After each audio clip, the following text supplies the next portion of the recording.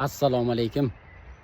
Bu video musofirchilikda jigardek yaqin bo'lib ketgan aka-ukalarga, opa-singillarga bag'ishlanadi. Yaqinda bitta ukamning uyida 1 oy mehmon bo'ldim, Ma'murjonning uyida. Uyimiz tayyor bo'lishiga 1 oy vaqt bor edi.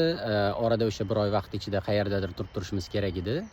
Akalar ham chiqib, masalan, Toyir akam ham telefon qilib, "Ke ukam, bizangida turgan. 1 oy nima degan gap? Maza qilib suhbatlashib, hazillashib yashaymiz." dedilar. Endi Ma'murjonga va'da qilib qo'yganim uchun shu yigit uyida mehmon bo'ldik farzandlarim bilan. Ishonasizlarmi? Shvetsiyada musofirchiligim ham, hattoki Ma'murjonning uyida mehmonligim ham esimdan chiqib qoldi. Shunaqangi mehr ko'rsatishdi, shunaqangi muruvvat qilishdi, shunaqangi izzat ikrom qilishdiki, men shu yoshga kirib, mana meni uyimda ham qancha odam mehmon bo'lgandir.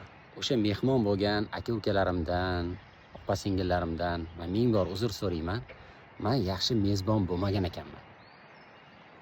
Shu insonlarni yoshi mendan kichik bo'lsa ham mehmonni kutib olish, uni izzat ikrom qilib kuzatishni o'rgandim. Shunaqa insonlarni tarbiyalab, voyaga yetkazib, yaxshi inson qilib musofirchilikka jo'natib qo'ygan O'zbekistondagi ota-onalarga ming ta'zim. Mana farzandlarim bilan yashadim. Endi Shvetsiyada hamma ishlaydi, charchaydi, boshqa qiladi. Hattoki bizni dam olayotgan paytimiz boshqa oyoq uchida yurishadi, ishonasizlarmi? Xuddiki ular mehmon, biza mezbon.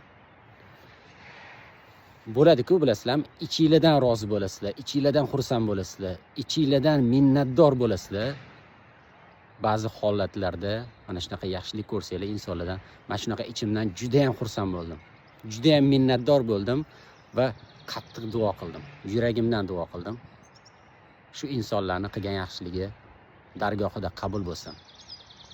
Va yana bir bora O'zbekistondagi farzandlariga yaxshi ta'lim tarbiya berayotgan ota-onalarga, otalarimizga, onalarimizga mingdan ming rahmat. O'zbekchiligimiz, qadriyatimiz, milliyligimiz, oqibatimiz, urf-odatlarimiz va o'zligimiz bardavom bo'lsin.